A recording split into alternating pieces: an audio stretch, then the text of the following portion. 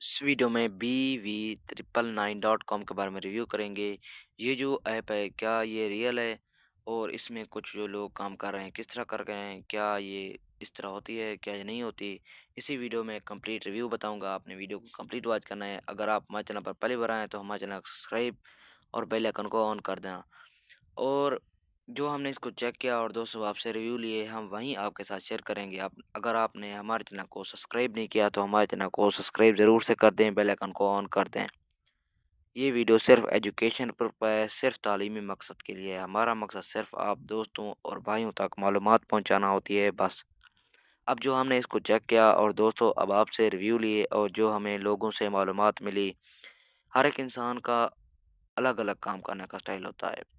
आप जो भी काम करें पहले उसको चेक करें और उसका रिव्यू लें, उसको ट्राई करें, फिर वो काम स्टार्ट करें। मिलते हैं नेक्स्ट वीडियो में, तब तक के लिए अल्लाह हाफ़िज़।